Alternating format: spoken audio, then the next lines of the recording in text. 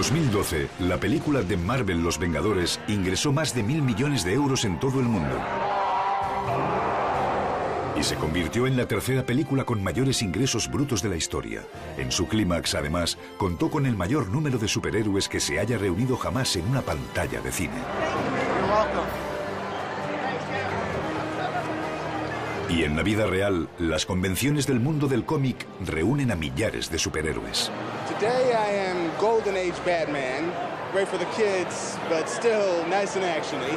Thank you. Estas convenciones están creciendo con una gran rapidez por todo el país porque a la gente le gusta todo esto. Les encanta la ciencia ficción, les encanta la fantasía, les encantan los misterios, les encantan los superhéroes. He's really strong and I would date him. This is worth $300,000. Ese tipo de fantasía que nos encanta ahora está por todo el mundo. En juegos, en películas, en la televisión, están en todas partes. Hemos entrado ya en la cultura pop y el cómic ya no se considera una tontería.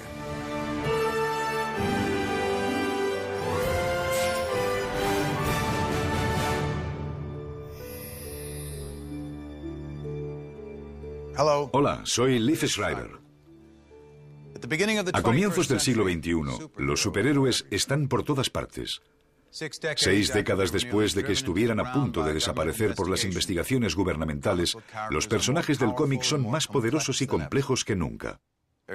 Sus aventuras pueden ser nobles e inspiradoras o sombrías y duras. Pero la mitología de nuestros grandes superhéroes no solo conecta con los americanos, sino con gente de todos los rincones del mundo. Las mamás o papás que estén pensando en tirar todos esos cómics que tienen debajo de la cama, les conviene pensárselo 2 veces. ¿Cómo han pasado los cómics de ser pulps desechables de 10 centavos a convertirse en la piedra angular de una industria de miles de billones de dólares? Estos superhéroes disfrazados, ¿cómo consiguieron gustar no solo a los niños y adolescentes, sino a todas las generaciones y a todo tipo de personas? ¿Cómo se transformó Estados Unidos en una nación donde cualquiera puede ser un superhéroe y un superhéroe puede ser cualquiera?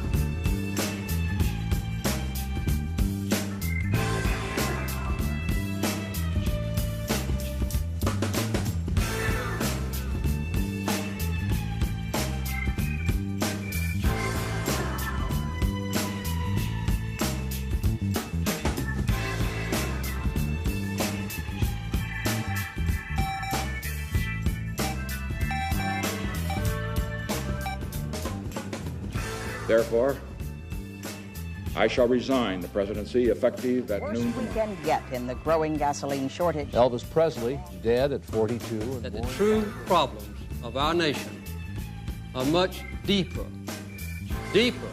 than gasoline lines or energy shortages, deeper even than inflation or recession. A finales de la década de 1970, parecía que la verdad, la justicia y el estilo de vida americano se estaban desmoronando. All the legislation in the world can't fix what's wrong with America. Era más difícil encontrar a héroes tradicionales. It is a crisis of confidence. The erosion of our confidence in the future is threatening to destroy the social and the political fabric of America.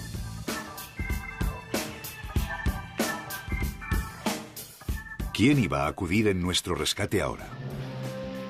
Who are you? A friend.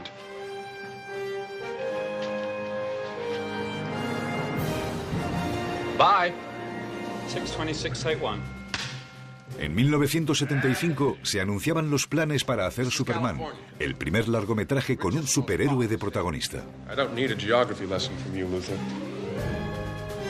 Superman fue producida por Warner Brothers, que formaba parte de Warner Communications, la empresa matriz propietaria ahora de DC Comics y de sus principales personajes. Durante la producción siempre nos preocupó si conseguiríamos dar vida a Superman. Porque hacer creer a la gente que un hombre puede volar no era en realidad la parte más difícil de la película.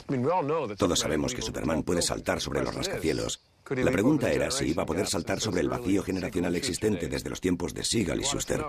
Queríamos saber si un hombre de la inocente década de los 30 podía sobrevivir en la década de los 70 después del Watergate. Y bien, gracias a todos vosotros, se encuentra en plena forma.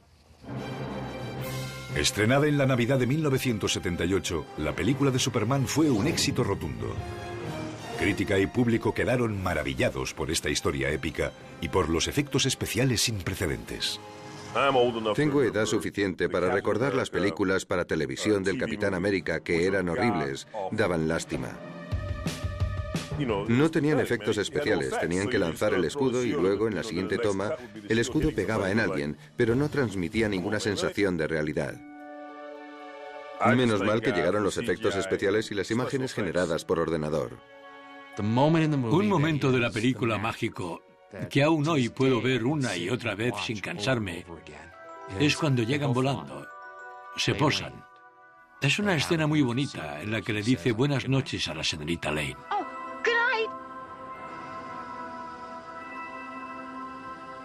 Y se va volando. En la misma toma, sigues a Lois al interior de su apartamento.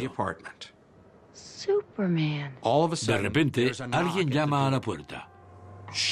Ella entra en la casa y sigue siendo la misma toma en la que hemos visto a salir volando a Superman. Ahora vamos hacia la puerta, abrimos la puerta y ahí está Clark. Ya está, da igual lo que pase después. Ya estás entregado. I was, at first, really nervous about tonight. But then I decided, well, darn it, I was going to show you the time of your life. No se trata de si crees que un hombre puede volar, sino de si te crees el papel de un hombre que hace de Superman. La gente no vio esa película porque volara muy bien. La vio por Chris Reeve, que hizo una interpretación que ha pasado a la historia. Conseguía que le cogieras cariño en la película.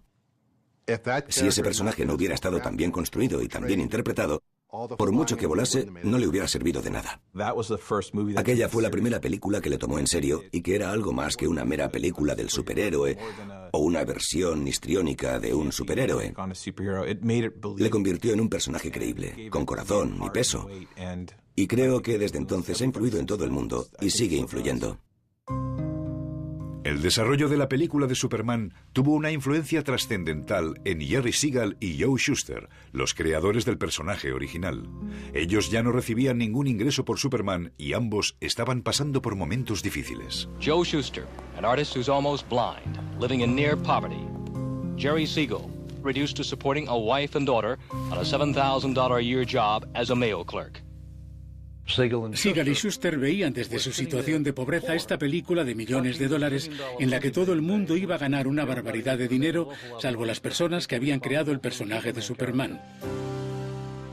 Con el apoyo de Neal Adams, Jerry Robinson y la Sociedad Nacional de Dibujantes de Cómics, llegaron a un acuerdo con Warner Communications.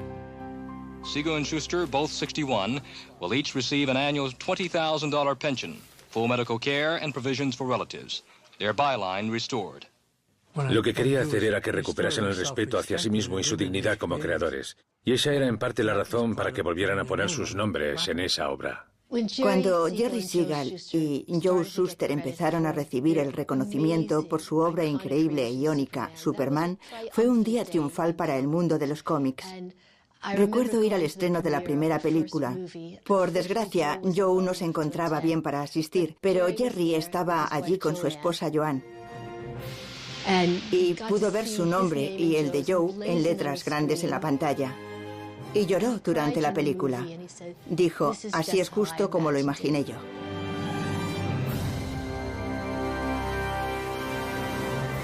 Superman era una de las películas más rentables en la historia de Warner Brothers hasta ese momento. Pero las ventas de los cómics de superhéroes estaban cayendo en picado porque era difícil encontrar nuevos lectores. Con la llegada de los lectores fieles, las personas que seguían leyendo un libro cuando tenían 15, 20, 30, 40, 50 años, querían que las cosas cambiasen, querían desarrollo, querían evolución, y eso no lo puedes tener con personajes estáticos. Si eres un adulto que lee cómics de superhéroes, quieres ver temas para adultos como la mortalidad, la sexualidad, la violencia, los problemas en el mundo e ironía.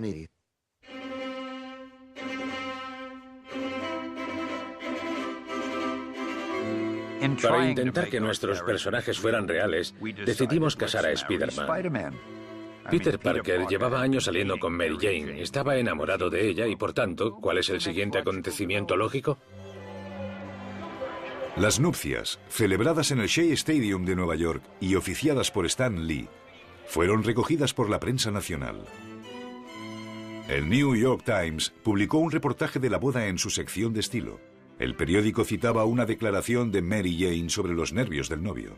Llevaba semanas subiéndose por las paredes. I pronounce you Spider-Man and wife. You may kiss the bride.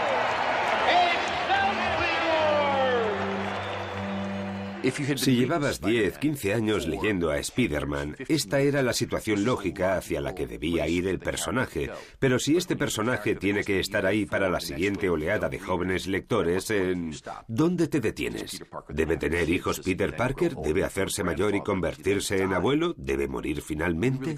No podíamos llegar ahí.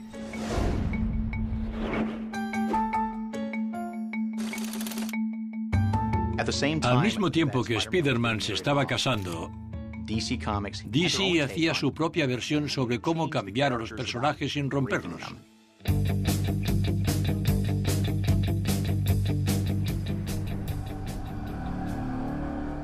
¿Sabes quién soy, mocoso? Soy la peor pesadilla que hayas tenido. Como la que te hacía despertar llamando a gritos a tu madre. Tú tienes madre, ¿no? Todos los mocosos deberían tener una madre. En 1986, el artista y escritor Frank Miller reinventó a Batman en El regreso del Caballero Oscuro, revitalizando al justiciero de la capa y devolviéndole a sus raíces con sus costumbres nocturnas. Con El regreso del Caballero Oscuro, Frank Miller hizo un Batman que, para los americanos que no eran fieles lectores de cómics, seguía siendo Adam West, un personaje de pum, bam, boj, y lo convirtió en una historia muy oscura, muy cruda y muy para adultos. Me pasó algo terrible. Cumplí 29 años y me di cuenta de que iba a cumplir los 30 e iba a ser mayor que Batman, y no podía permitirlo. Tenía que hacerle mayor a él. Él es una figura paterna muy seria. Tenía que solucionar eso rápidamente y le hice mayor. Y cuanto más desarrollaba la idea, mejor fue. Eligió convertirle en un hombre de 55 o 60 años, o la edad que sea. Es mayor, es canoso, es grueso, es musculoso. A pesar de todo eso, nunca cambiará, es Batman. Hasta que muera, será Batman.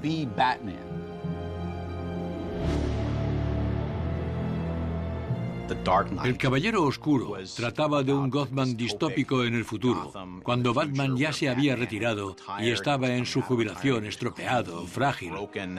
Todos los villanos habían envejecido y se habían ido, pero había surgido una nueva amenaza que obligaba a Batman a salir a la palestra, una historia fantástica. Creo que no es posible exagerar el impacto que tuvo El Caballero Oscuro y la obra de Frank Miller. Descompuso esos personajes de formas que nadie se había atrevido a hacer. Aportó un punto de vista adulto al cómic del que carecía, y creo que es una de las obras más influyentes que hay hoy día en el mundo del cómic.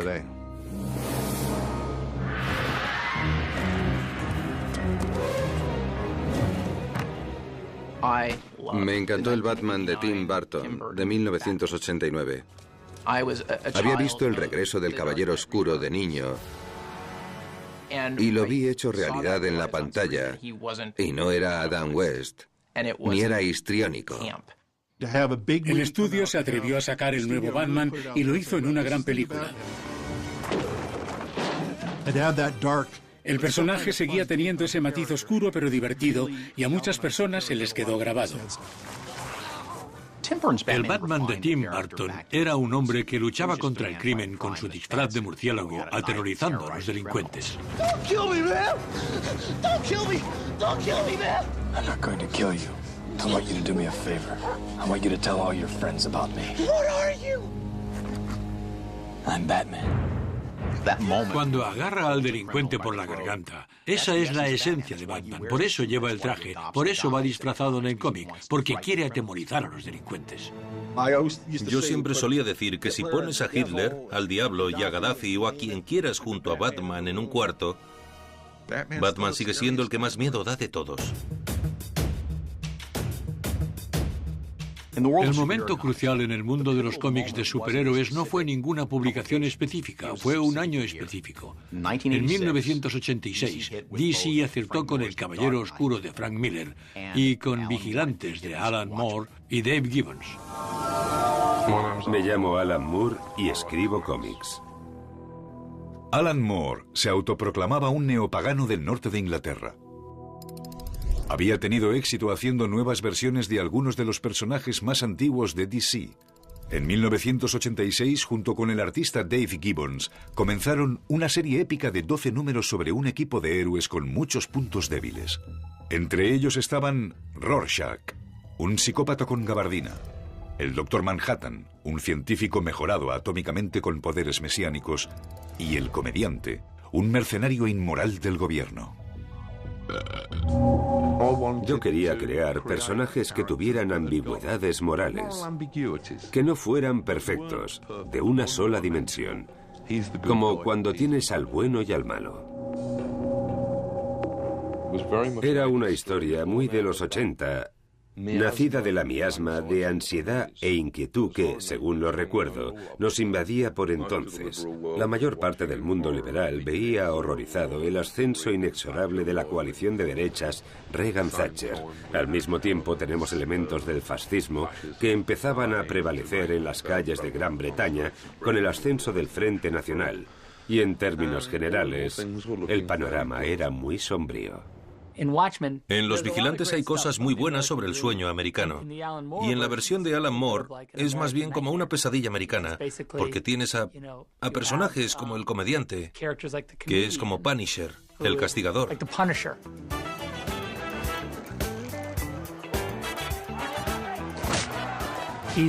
Va armado.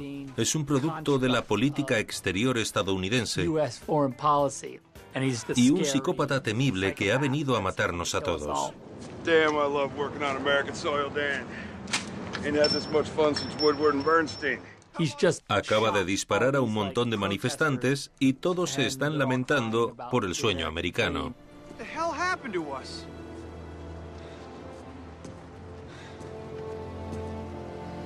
What happened to the American dream? What happened to the American dream? It came true. You're looking at it. Creo que es la visión que tiene Alan Moore de América. En vez de imaginar el antihéroe perfecto al estilo de Spider-Man, él examina uno de los problemas básicos que han tenido los superhéroes desde sus principios: que cualquiera que se ponga un disfraz para luchar contra los malos no es normal. Las calles son la continuación de las alcantarillas y las alcantarillas están llenas de sangre, y cuando los desagües se atasquen por la costra, todas las alimañas se ahogarán. La suciedad acumulada de todo el sexo y los asesinatos les llegará hasta la cintura, y todas las prostitutas y los políticos mirarán hacia arriba y gritarán «¡Sálvanos!», y yo miraré hacia abajo y susurraré «¡No!».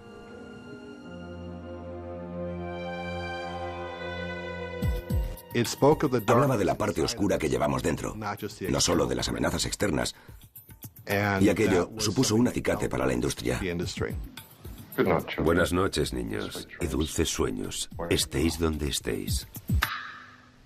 Libros como el de Los Vigilantes, del que fui editor, y El regreso del Caballero Oscuro eran libros muy violentos. Se suponía que iban a ser excepciones a la regla. Pero tuvieron un gran éxito y todo el mundo empezó a hacer ese tipo de libros. Se podría discutir que algunos iban demasiado lejos por determinados caminos, pero aún así era necesario hacer aquello porque creo que había que reinventar y revitalizar la industria. Mucha gente decía en esa época que ya no tenía sentido hacer superhéroes porque esto los había destruido, los había expuesto a la luz de la razón y ya no podían actuar. Pero yo creo que como ideas simbólicas Siguen siendo útiles y deberíamos intentar considerarlos no como algo que podría ser real, sino como ficción y como fantasía pensada para contarnos cosas sobre nosotros mismos. What is this place? Anonymity is a mutant's first defense against the world's hostility. Los superhéroes que más conectaron con los lectores en la década de 1980 fueron un grupo internacional variado de personajes raros llamados X-Men. Todos los demás personajes de Marvel adquirieron sus poderes por accidente. La diferencia con los X-Men fue que estos nacieron así. Y hagan lo que hagan, se convertirán en mutantes activos con superpoderes. They say you can imitate anybody. Even their voice. Even their voice. Then why not stay in disguise all the time? You know? Look like everyone else. Because we shouldn't have to. El único mensaje que intentaba transmitir en X-Men era que no deberíamos odiar ni temer a la gente que sea diferente. ¿Humano? ¿Te atreves a llamar humano a esa cosa? Por eso, bajo la superficie, era una historia contra la intolerancia, pese a que nadie se iba a dar cuenta. Pero aún así queríamos hacerlo igual. Y es curioso, los niños y los jóvenes sí se dieron cuenta. La gente joven, como me pasó a mí, se encuentra con la idea de que en este mundo hay algo más que yo. Hay una diversidad de gente que además puede trabajar unida para una causa común. Y eso ha sido siempre algo que me ha alegrado la cara cuando leía un cómic. X-Men se dirige a una parte de los lectores de cómics. Se dirige a ese raro que llevamos todos dentro, a esa persona que se siente aislada o que está en un grupo más pequeño que el de los chicos que se sientan en la mesa de los populares. X-Men es como el instituto. Ves a personas que no se gustan mutuamente, pero que tienen que trabajar juntas. Las luchas dentro del equipo, alguien tiene un súper secreto que intenta guardar y hay enamoramientos entre ellos. Es igual que el instituto y todo el mundo puede identificarse con el instituto. Dice mucho sobre el éxito de X-Men, que cualquiera pueda ver en él lo que quiera ver. En X-Men puedes encontrar la metáfora que buscas, porque de lo que se trata es de las diferencias. Yo soy mormón y los X-Men me hablan a mí. Soy negro, soy asiático, soy inmigrante, soy gay y los X-Men me hablan a mí. Honey, aren't you supposed to be at school? There's something I need to tell you.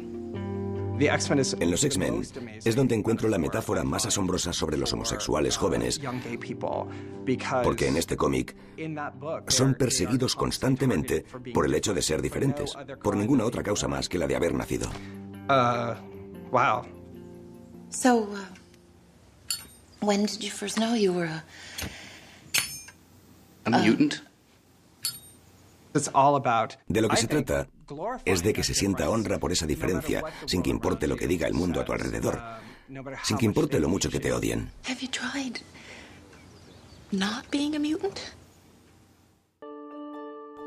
Parecía apropiado que el primer superhéroe gay saliera de las páginas del universo X-Men. Cuando se creó Estrella del Norte en 1983 como miembro de Alpha Flight, no se puso sobre la mesa el tema de su sexualidad. Pero en los últimos 30 años, los cómics han tratado con mayor franqueza la sexualidad de lo que lo hacían en 1983. Por tanto, si lo que se busca es ver cómo evolucionó el cómic hasta el punto de que Estrella del Norte haya pasado de ser un superhéroe volador muy veloz, que formaba parte del equipo canadiense, al X-Man que es homosexual y que se casa. La respuesta en 2013 es que la cultura ha evolucionado de tal forma que hace posible representar ese acontecimiento en los cómics. You owe me some money. Come on, let's do it. Let's not do this. No man takes a beating like that without a mark to show for it. Come on, buddy, this isn't gonna be worth it. I know what you are. You lost your money. You keep this up, you lose something else. Come on, buddy. Look out!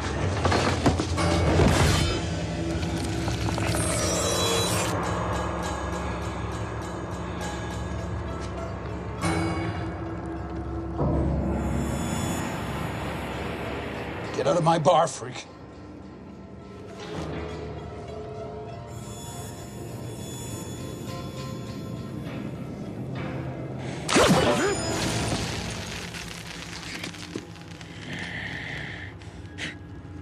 Lobezno era un héroe solo por controlarse.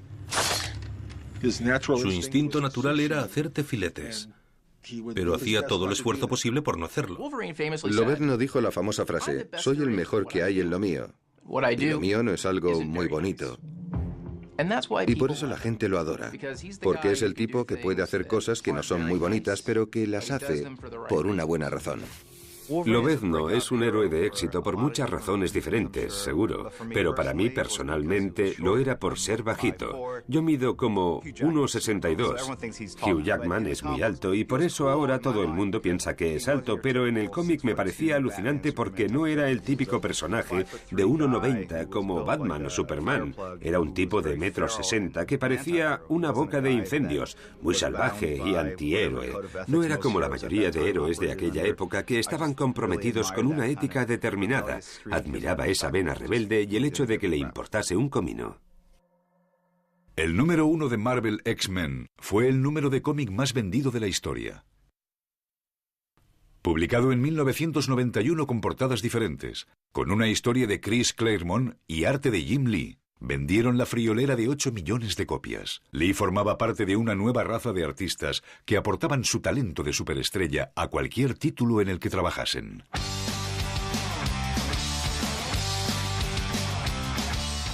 Kids large and small waited for hours to meet the man behind today's Spider-Man, Todd McFarlane. I changed a couple things. There were cosmetic changes on Spider-Man himself and on his wife and a couple of things. And I just brought the style from what I thought was like about a 1968 style into the 90s. Para ser un cómic como Spider-Man, las ventas no eran muy buenas. Pero llegó Todd y empezó a dibujar Spider-Man de forma totalmente distinta. Él creó esas telarañas tipo espagueti. Las telarañas de Spider-Man eran esencialmente 3 líneas y X, lo cual era funcional si ibas hacia la izquierda, la derecha o hacia abajo, pero ¿qué pasaba cuando ibas hacia el lector? Las líneas se hacían más grandes y eran una tontería. Para mí el lanzatelarañas de Spider-Man es solo una cuerda con agujeros. Me estoy poniendo en plan friki y entonces hace y va y ya está la telaraña. Y eso era ¡boom! Y de repente el editor empezó a darme la lata. Al editor no le gusta nada, no gustaba a nadie. Todd, tienes que dejar de hacer esas telarañas de espagueti. Les has puesto nombre. Claro que hice lo que cualquier persona inteligente haría, decirle a todo que sí. Y luego hice las telarañas de espagueti el doble de largas. Vendió como 2 millones de copias.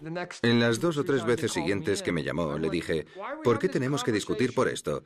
Tu trabajo es contratarme para vender cómics. No tengo por qué gustarte. Ni te tiene que gustar mi trabajo, ni tenemos que compartir la hamburguesa. Yo solo tengo que vender cómics y estoy haciendo eso mejor que nadie en esta compañía. Y aquello fue lo que al final acabó alejándome de esa compañía. La única razón por la que estaban vendiendo ese cartel de Spider-Man era porque era la pose de Spider-Man de Todd McFarlane o el Lobezno de Jim Lee. Y se sintieron despreciados. Pensaban, ¿es que no nos podéis reconocer eso? Se fueron a Marvel y les dijeron que querían tener su propia firma y más poder. Y en Marvel, muy corporativos, les dijeron, eso está muy bien, pero es Spider-Man el que vende los cómics, no vosotros. Entonces se marcharon y decidieron formar Image Comics en 1992. Aquello supuso un aliento totalmente nuevo para el género.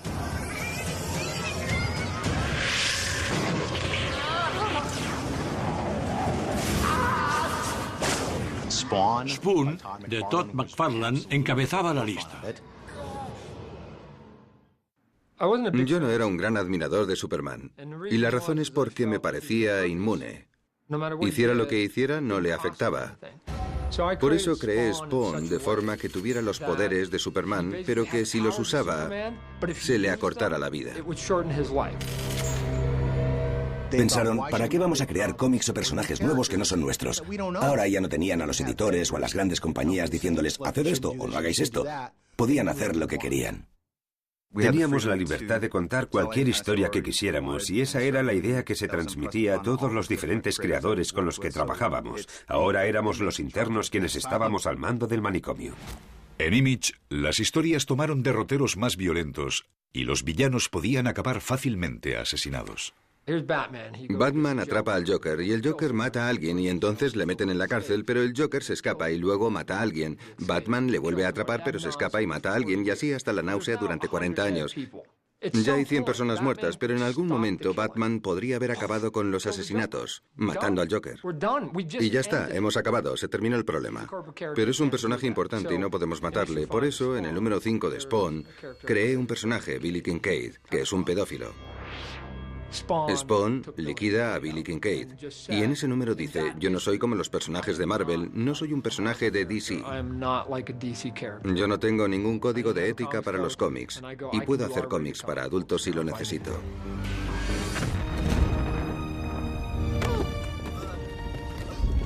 Los cómics tensos, crudos y sin ataduras de Image inmediatamente vendieron millones de copias. Al mismo tiempo, el superhéroe que lo empezó todo se había pasado de moda. Y en DC Comics estaban deseando devolver el protagonismo a Superman. Los cómics de Superman estaban vinculados entre sí. Todos los escritores y artistas nos reuníamos una vez al año y creábamos una continuidad flexible para todo el año siguiente. En una de estas reuniones, se nos había ocurrido la boda de Superman con Lois. Y le pedimos a Jennet Kahn, la editora, que escuchase nuestra idea. Y Jennet dijo, no podéis hacer eso, no podemos casarles porque no se han casado en la serie de televisión. Nos quedamos un poco contrariados. Y cuando Jennet salió por la puerta, Jerry Ordway dijo lo que siempre dice, vamos a matarle.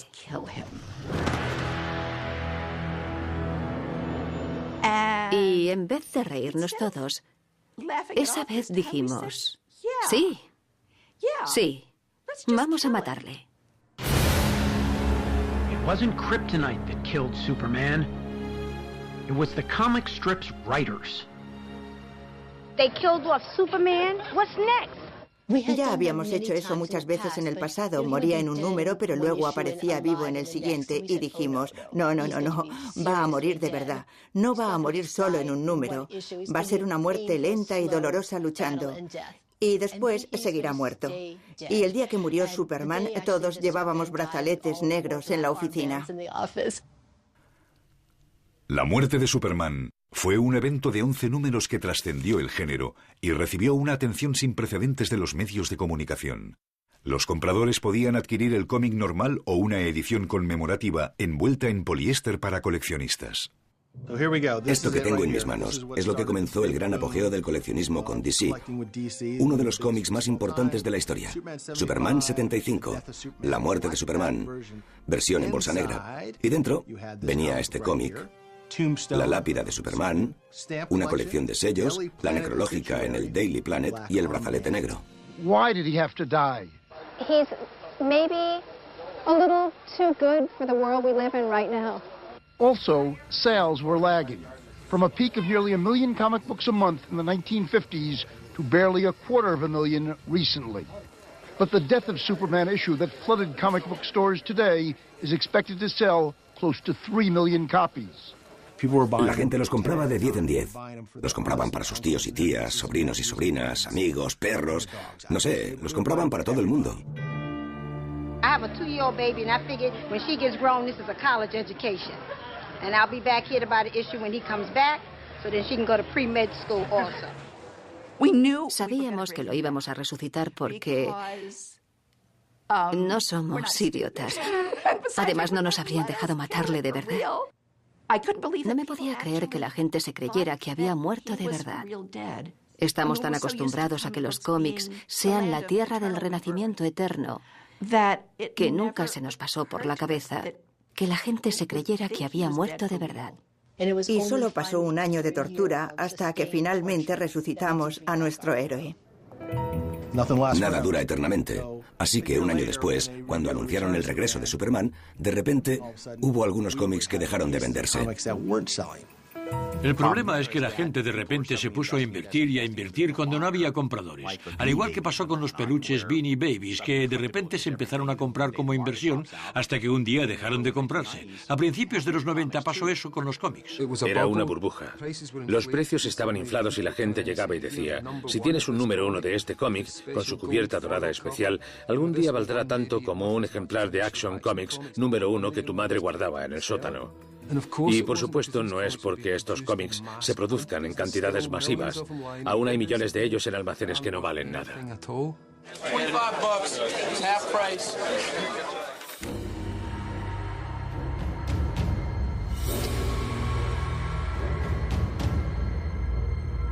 La era sombría y cruda de los cómics de superhéroes estaba acabando. Pero una realidad más oscura aún superaría no solo al universo del cómic, sino al mundo real.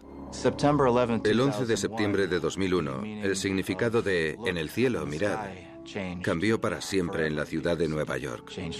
Cambió de forma dramática. Ahora se confundían el mundo de fantasía de los cómics con la realidad. Cualquier chico que hubiera crecido leyendo cómics había visto edificios de Nueva York destruidos una y otra vez de muchas formas, pero nada de eso podía preparar a la gente para ver la realidad. Una de las cosas que teníamos claro todos nosotros en Marvel es que aquello era algo que teníamos que abordar en nuestros cómics. Somos una compañía, un universo que ha dibujado a Spider-Man columpiándose entre esas torres. Teníamos que abordar el 11 de septiembre. Solo unos locos podrían mantener la idea, ejecutar el acto, pilotar los aviones. El mundo sano siempre será vulnerable a los locos, porque nosotros no podemos ir hasta donde llegan ellos para provocar semejantes cosas. No pudimos verlo venir. No pudimos estar aquí antes de que pasara.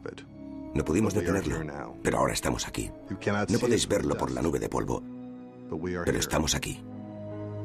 La idea era que nuestros personajes estuvieran espiritualmente detrás de los equipos de rescate y por admiración hacia ellos, hacia la policía, los bomberos, los equipos de emergencias, los voluntarios, hacia todos los que estaban allí. Lo conmovedor y significativo de aquel cómic era que la respuesta que Marvel Comics y todos los héroes podían dar a esta tragedia en su ciudad era reunirse impotentes y llorar. Era también reconocer que si no servimos para estas situaciones, entonces ¿para qué servimos? Today we take an essential step in defeating terrorism while protecting the constitutional rights of all Americans. It is now my honor to sign into law the USA Patriot Act of 2001. Marvel Comics miró al mundo en la primera década del siglo XXI fijándose en la guerra de Irak, la pérdida de libertades personales que estábamos viviendo en muchos sentidos, y se centró en una historia llamada la Guerra Civil. Los superhéroes no son agentes registrados del gobierno. Los superhéroes son comodines que pueden hacer lo que quieran. La idea en la que se centraba la guerra civil era si nosotros como gobierno deberíamos forzar a los superhéroes a registrarse como policías o como bomberos. La tesis central era a cuánta libertad está uno dispuesto a renunciar a cambio de seguridad. Esa era una pregunta candente para todos nosotros en ese momento. Comienza con el Capitán América a la derecha y Iron Man a la izquierda y finaliza la confrontación con que se han intercambiado de lugar. Ahora Iron Man se convierte en representante del sistema y Capitán América representa a la vieja América, a la América liberal y fuera de la ley que se niega a doblegarse ante los poderes del Estado. Convertirnos en empleados públicos tiene todo el sentido si ayudas a la gente a dormir un poco mejor. Creo que este plan nos dividirá en mitades. Nos vais a tener en guerra unos contra otros.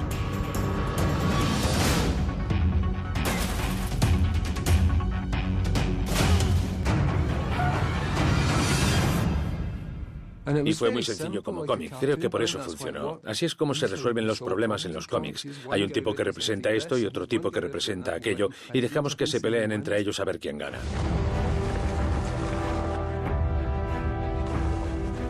Mientras Estados Unidos luchaba su guerra contra el terror, una película de Batman en 2005 le convirtió en la nave tripulada de la guerra urbana del siglo XXI. Fue la primera de la taquillera trilogía de películas del Caballero Oscuro.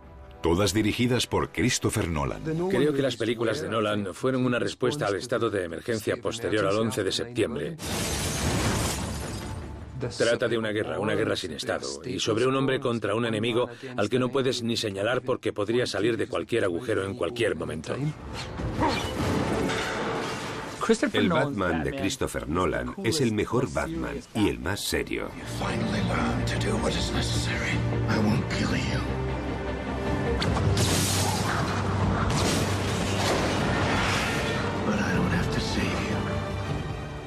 Y el público estaba deseando que se tomase en serio la mitología. Quieren que su mitología se respete, y creo que eso es lo que hace Chris Nolan. Respeta tu fe en Batman. La gente siempre dice, el Caballero Oscuro es muy oscuro, y yo les digo, sí, es oscuro, pero aún así es divertido. So what do you think? Does it come in black? Por supuesto, la mayoría de películas de superhéroes solamente proporcionaban una evasión. Escenificando los conflictos de las páginas de los cómics, donde los supervillanos amenacen con hacer daño y los superhéroes acudan al rescate.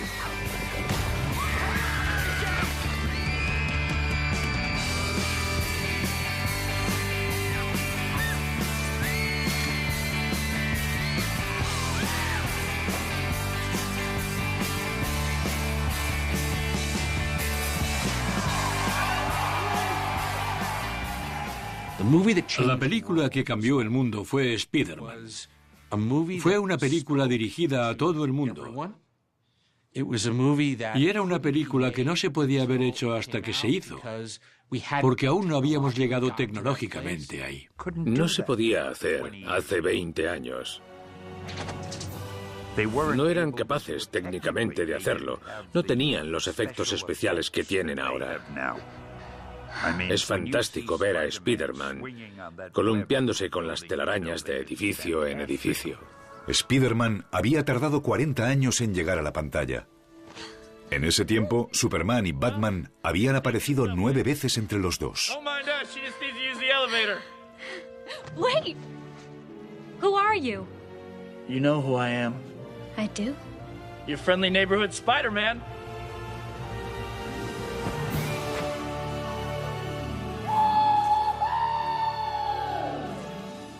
Las chicas, las mamás, toda la familia, todo el mundo, de repente decían: un momento, eso es sensual. You have a knack for getting in trouble. Los cómics, de repente, se volvieron sensuales.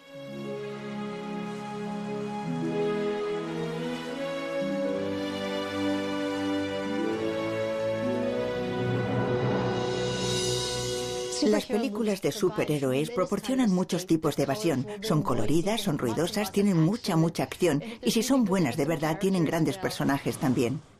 Y son las películas perfectas para el verano. Iron Man, Los Vengadores, han ayudado mucho a que los superhéroes mantengan su inocencia. Son películas fantásticas y entretenidas para el verano, para la familia y para todo tipo de públicos. Permiten que perdure la mitología inocente, lo cual creo que es algo bueno. Y digo que es bueno porque mantiene con vida los cómics.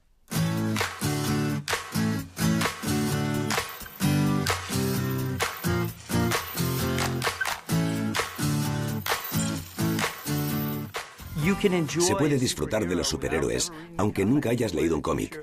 Puedes ponerte la camiseta y comprar el juguete y puedes coleccionar un superhéroe determinado sin necesidad de meterte en la narrativa con la que nacieron los cómics. Los videojuegos son la forma de arte más emocionante actualmente y es la que incluirá a todas las demás en los próximos 10 años. Ahí es donde está toda la atención ahora. Ya hay bastante gente que ha dado ese salto porque, en definitiva, también son historias de fantasía.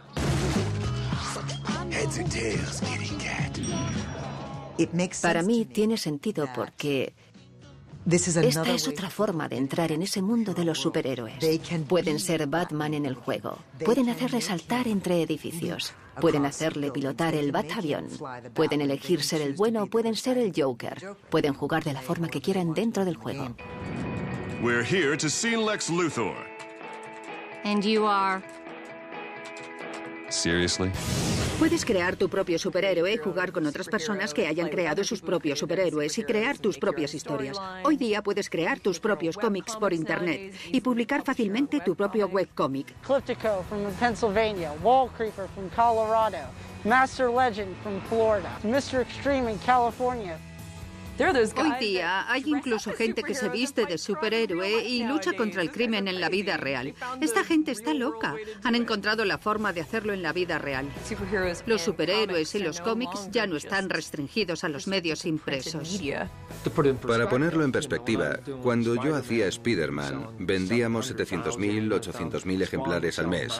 De Spawn vendíamos 900.000 ejemplares al mes. Y ahora, si puedes vender 100.000 ejemplares de algún cómic, puedes contarlos probablemente con un dedo en toda la industria. La imprenta del cómic, la imprenta de las revistas, la imprenta de los periódicos, la imprenta es una industria que está sufriendo. Yo creo que seguirá sobreviviendo. Creo que siempre habrá coleccionistas y tiendas especializadas que venderán cómics de superhéroes, pero las cosas que se pueden hacer por vía digital son realmente asombrosas. Por vía digital hay infinitas formas de contar historias que se pueden leer en cualquier parte, tanto si tienes acceso a una tienda de cómics como si no.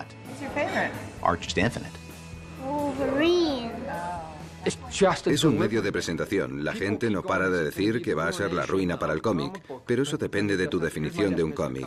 Y la mía es palabras e imágenes. ¿Que si yo creo que las palabras y las imágenes van a desaparecer? Nunca.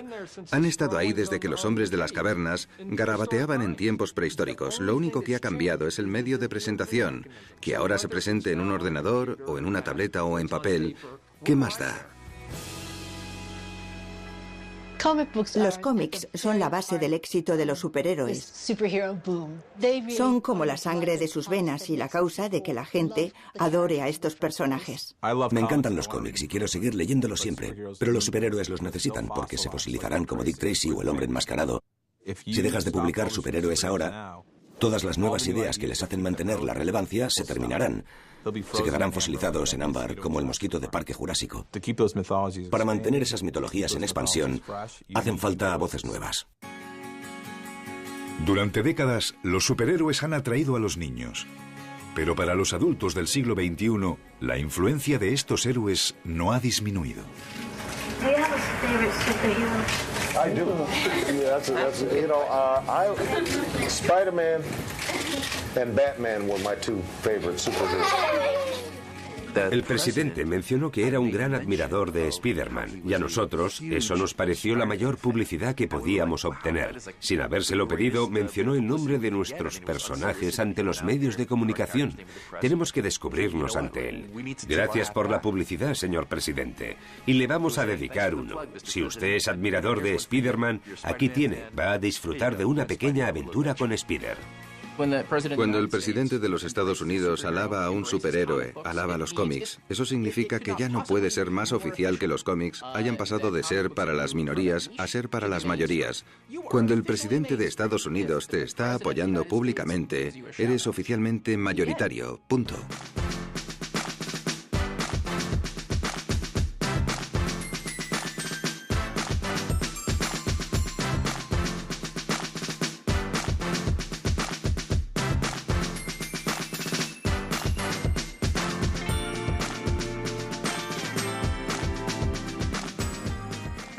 Yo siempre digo que hemos ganado.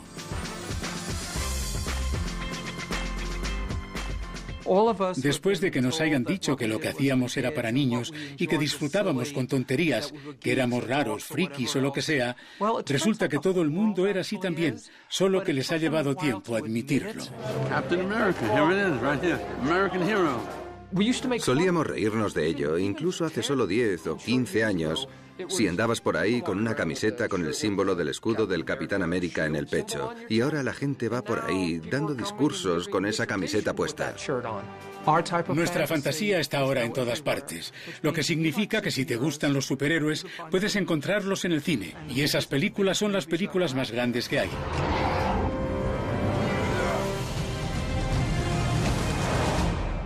What's the S stand for? It's not an S. On my world, it means... hope.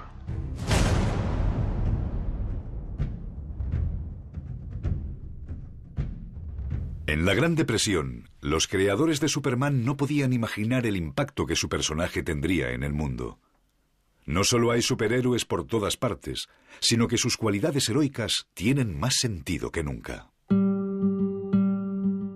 Todo el mundo conoce a estos personajes, desde Tombuctú a Taiwán.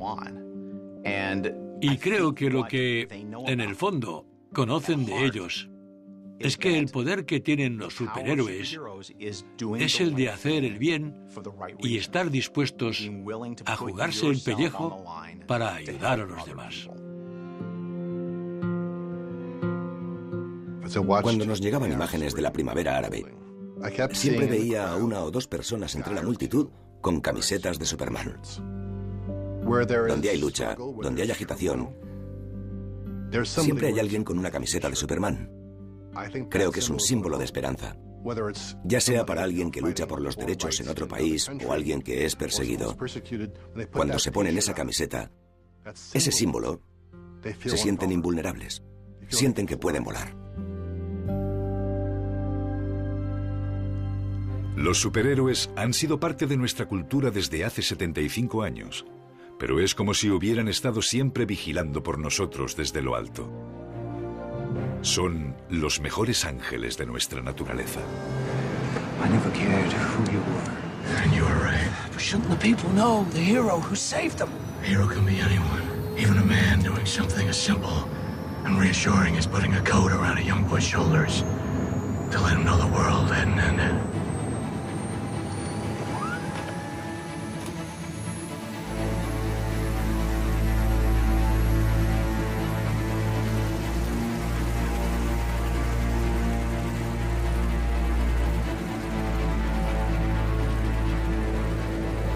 Bruce Wayne. Queremos ser mejores. Queremos ser más fuertes. Queremos ser más heroicos. Queremos saber que lo que hacemos sirve para algo.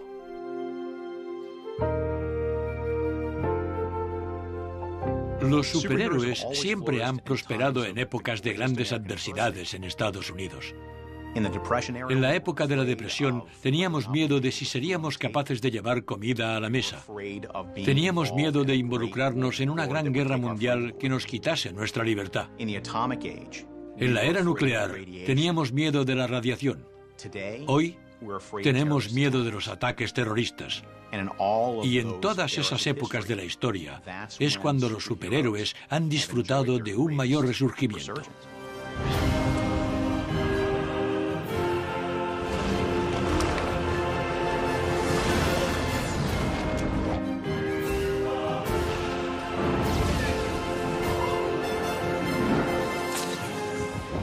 Los superhéroes nos encantan porque no nos abandonan.